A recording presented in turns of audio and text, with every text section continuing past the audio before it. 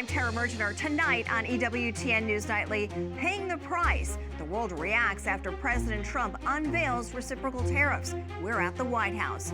Moving forward, Senate Republicans unveil their long-awaited budget resolution as lawmakers move to draft a reconciliation bill.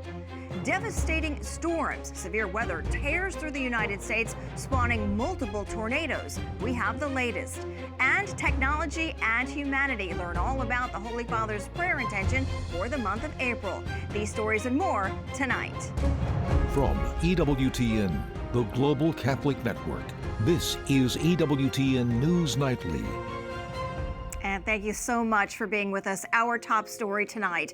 One day after President Donald Trump announces sweeping new reciprocal tariffs, the White House says the USA is no longer going to be cheated by foreign nations around the world.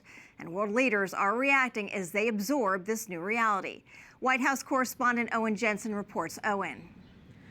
Well, Tara, good evening to you. The markets took quite a beating today. The Dow down nearly 4%, the NASDAQ down nearly 6%. The White House message to Wall Street, trust in President Trump. On the south lawn of the White House, heading for Florida, President Donald Trump, before boarding Marine One, stops to address reporters about his new tariff plan. I think it's going very well. It was an operation, like when a patient gets operated on. And it's a big thing. I said this would exactly be the way it is. We have $6 or $7 trillion coming into our country, and we've never seen anything like it. The markets are going to boom, the stock is going to boom, the country is going to boom. And today on the North Lawn, White House Press Secretary Caroline Leavitt said President Trump has made it very clear that this is a policy he was going to implement. He campaigned on the idea of fair trade, on tariffs, and nearly 80 million Americans elected him to do it, and he is delivering. With its sweeping tariffs around the globe, as displayed in the White House press briefing room, country after country on the long list, no shortage of global reaction. President Trump called it Liberation Day, and I will call it Inflation Day. Italy's Prime Minister Giorgia Meloni cleared her schedule today to focus on the fallout. She argues Trump's tariffs do not benefit any of the parties involved. Other countries also speaking out. Ireland believes in open and free trade and that the imposition of tariffs is bad for the world economy. Tariffs aren't the best news, but I hope that this is an opening to a fruitful negotiation. And outside the West Wing, Agriculture Secretary Brooke Rollins told EWTN, I know we're hearing from countries that are kind of complaining about what's happening, but I have a chart. This is sort of shows you the exports of other countries, India, Taiwan, Japan. This is the average, 14%. Well, down here, you've got little bitty United States of America, right? I mean, this is what he's trying to fix. Now, the import taxes range from 10% all the way up to 49%. And of note, left off the reciprocal tariff list, Vatican City. At the White House, Owen Jensen, EWTN News Nightly.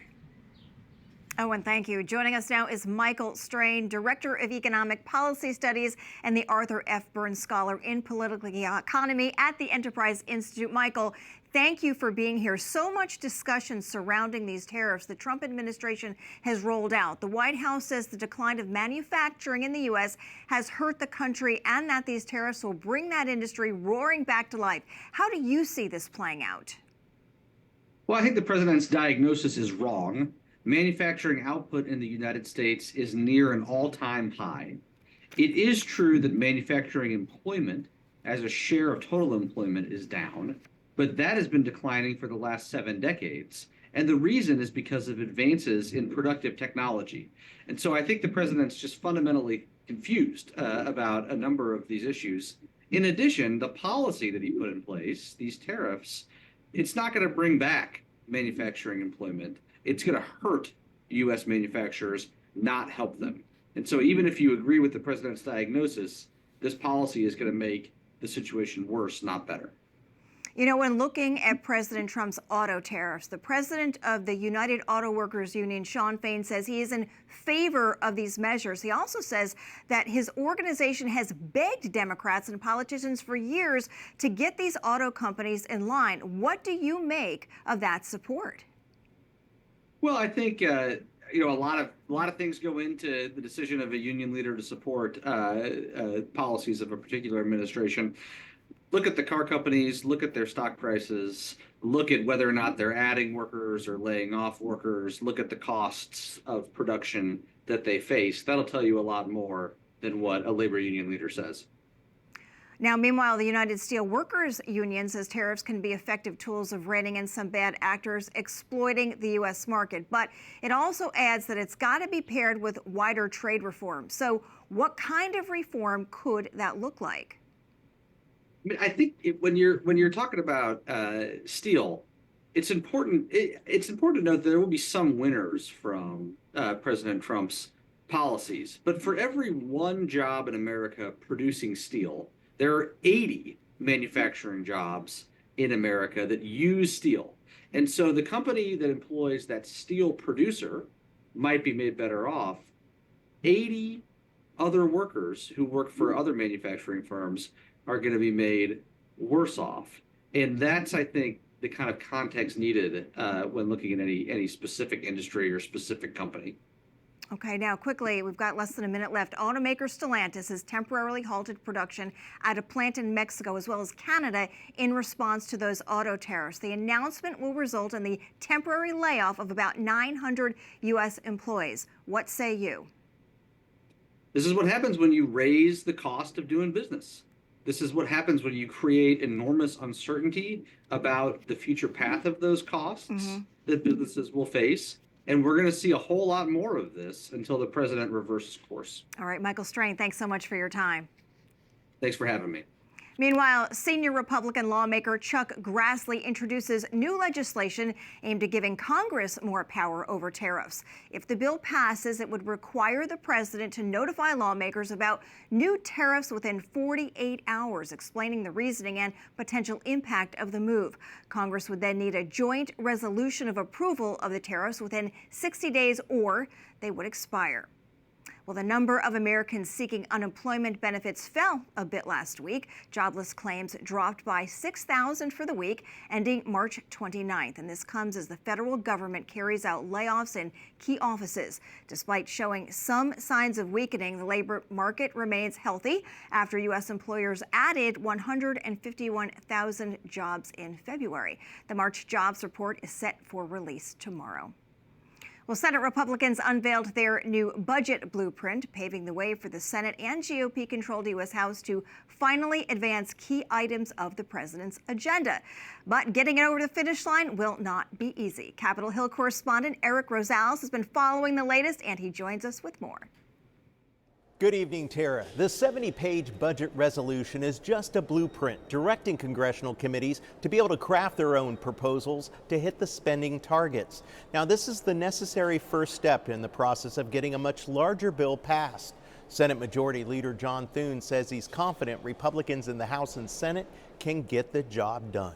This resolution is the first step toward a final bill to make permanent the tax relief we implemented in 2017 and deliver a transformational investment in our border, national and energy security, all accompanied by substantial savings measures and common sense reforms to our government. Some of the highlights of the resolution include earmarking roughly $175 billion for new border security, $150 billion in defense spending, raising the debt ceiling by $5 trillion, identifying at least $4 billion in government spending cuts, making 2017 tax cuts permanent using accounting that makes the cost $0. But Democratic leader Chuck Schumer accuses Republicans of fudging the tax numbers and adds it will create an economic disaster. If they go through current policy baseline, it will increase the deficit on the United States by $30 trillion, virtually doubling it. And who's going to pay the price? Us, our children, our grandchildren. Republicans who worked on the resolution disagree. We're using what's called current policy so that we make sure that these tax cuts are permanent. That is vital, not only for investment long term, but you'll see more growth and more revenue, which actually helps close the deficit and debt.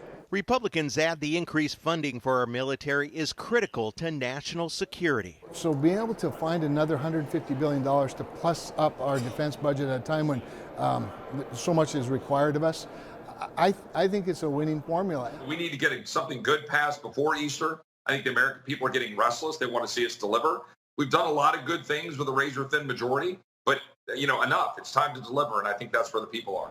Senator Thune says he plans to pass the resolution over this weekend. And then over in the House, Speaker Mike Johnson says he will work beginning on the resolution next week. Both leaders hope that Congress will pass a final budget resolution by Easter.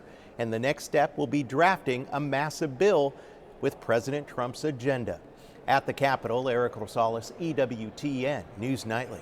All right, Eric, thank you. Now to the Middle East, where dozens are dead following Israeli airstrikes across the Gaza Strip. This comes a day after senior government officials said Israel would seize large areas of Gaza and establish a new security corridor across the territory. Separately, the military ordered residents of several areas to evacuate. Meanwhile, Syrian state media reports several were killed by Israeli airstrikes in the southwestern region of the country. Now to Brussels, where Secretary of State Marco Rubio attended his first foreign ministers meeting at NATO, facing criticism over U.S. support of its allies. That the United States is in NATO. We are active. As we speak right now, the United States is as active in NATO as it has ever been. But we want NATO to be stronger. We want NATO to be more viable. And the only way NATO can get stronger and more viable is if our partners, the nation states that comprise this important alliance, have more capability. All right, amid a slew of new global tariffs, allies are weary of Trump's plans for security in Europe. Rubio says the U.S. will expect all allies to pay 5% in defense spending, placing security back in the hands of Europeans. NATO is set to discuss threats coming from Russia, China, and North Korea over the next 2 days. A senior Russian negotiator is in Washington, D.C. this week. He's meeting with top Trump official Steve Witkoff. Kirill Dmitriev is talking to Witkoff about strengthening relations between the U.S. and Russia. This is the aim to end the war in Ukraine. This is the first time a Russian official has visited the U.S. since the war started in 2022. So joining us now is Rebecca Koffler, author of Putin's Playbook and host of the Censored But Not Silenced podcast. Rebecca, thank you for joining us. First off, what do we know about Kirill Dmitriev? Who is he, and how high up the chain is he in the Russian hierarchy?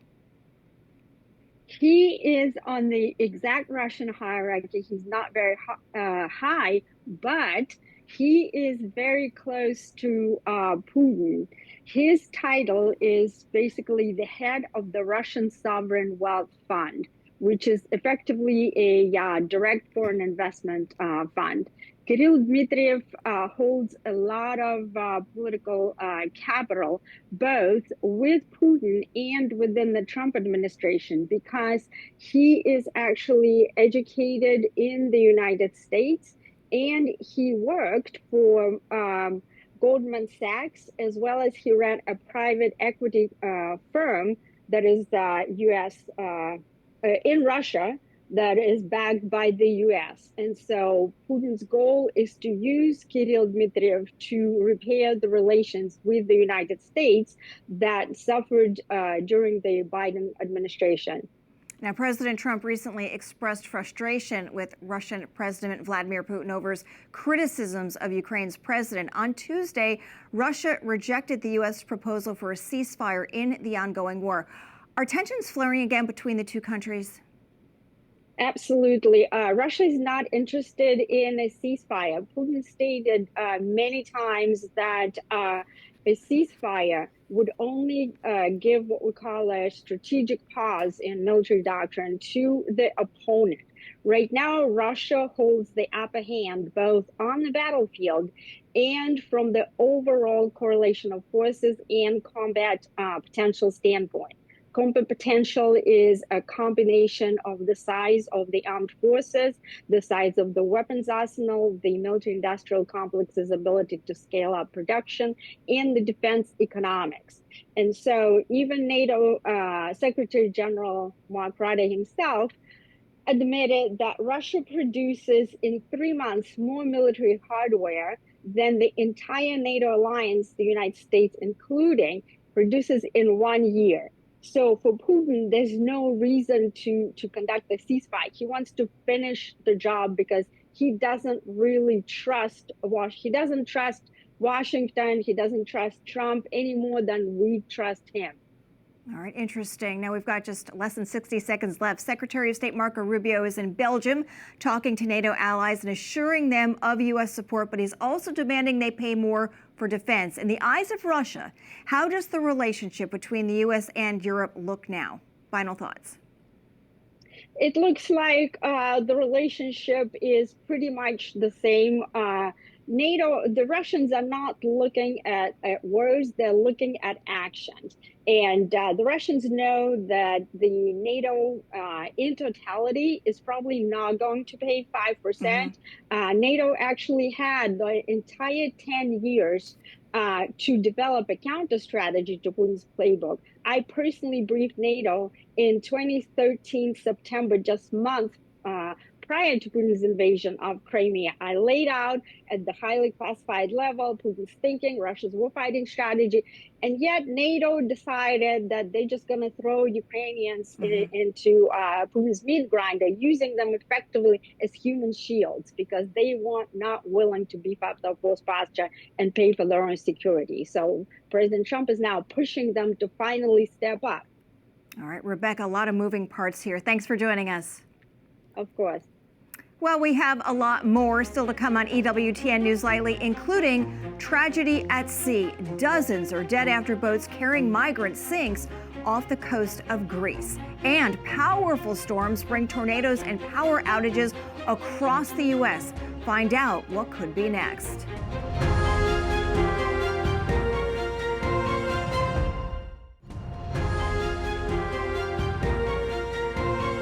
More than a dozen are dead after two boats carrying migrants sinks in the Aegean Sea off the coast of Greece and Turkey.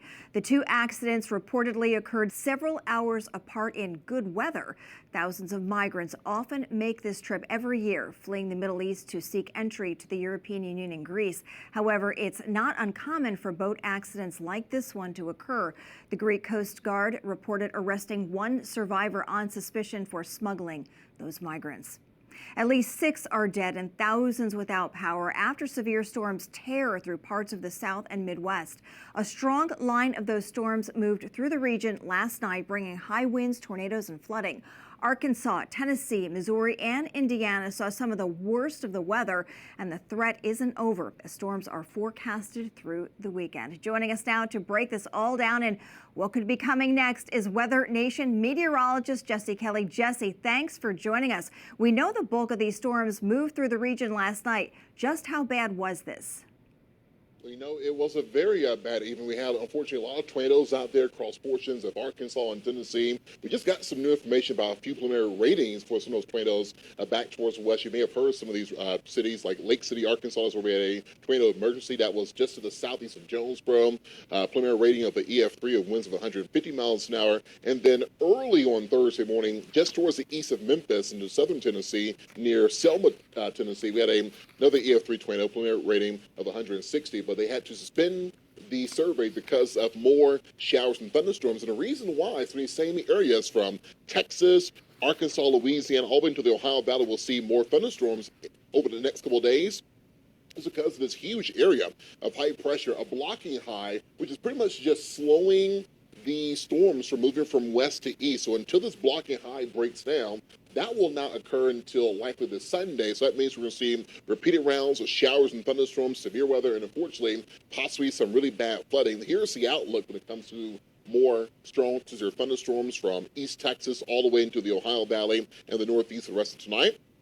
Friday, same areas. We now have a moderate risk for seeing severe thunderstorms into Northeast Texas, most of Arkansas, eastern Oklahoma, and extends back up into the Ohio Valley. The same areas that were impacted on Wednesday and could be impacted again for tonight. And then as we head towards Saturday, we'll see everything slightly beginning to push more towards the east into portions of the deep south towards the Gulf Coast. And then by Sunday, we'll see everything, at least with a severe weather threat, begin to build more into Alabama, Georgia, and Florida. Now for today and tomorrow, we still have that significant threat for seeing possibly more strong tornadoes over some of these same areas. And the other big story that we have at play too is the flooding threat. So we have that high risk for flooding across portions of the Ohio River Valley, Mississippi River Valley, and notice how we're just going back and forth over these same river basins here over the next couple of days. So you live anywhere from Little Rock, Paducah, Cape Girardeau, Southern Illinois, St. Louis, Southern Indiana. You have a game plan in place. You need to make sure that you have a way to find higher ground. If you live in a low-lying area that is prone to flooding, if I was you, I would probably try to find a loved one, a friend, that you can get out that danger zone, because we can see over the next 5 days, this contour here is rainfall amounts that could be over 7 to 10 inches. And that's in addition to what is already falling across some of these areas as we speak right now. Here's the forecast. Here's the other problem that we have in place too. As I talked about earlier, we have that blocking high towards the east, system to the west. Look at our stall boundary. Notice how thunderstorms are just pretty much riding right over these same areas. Texas, Arkansas, Louisiana, Missouri. These thunderstorms will slowly begin to push more towards the east as we head towards Saturday and Sunday. And then behind all this, maybe some snow taking place across areas of Kansas over towards Oklahoma into the Panhandle. We have a flood watching effect too because of all this heavy rain that we have forecast. You can also see some of the ongoing flash flood warnings. Those are in the maroon boxes. These light green polygons, those are all rivers, creeks, streams that will soon possibly reach flood levels in the next couple of days, even over the next week or two, as all this heavy rain begins to drain down these major rivers. So it'll be something we're watching out for in the next couple of days. And we'll end with this map here. You can see across Arkansas, West Tennessee into Western Kentucky, we can still see an additional 5 to 10 inches of rain. So over the next couple of days, we need to be weather aware when it comes to severe thunderstorms and flash flooding. Remember, turn around, don't drown. Make sure you have multiple ways to receive alerts, as we could see more active weather even once the sun goes down between now through Sunday. All right, Jesse, plenty to keep an eye on here. Thanks for joining us. Up next on EWTN News Nightly, the fight for life. Pro-lifers make their voices heard outside of abortion clinics. We have details. Plus, learn why Pope Francis hopes we all spend more time with other people rather than on our cell phones.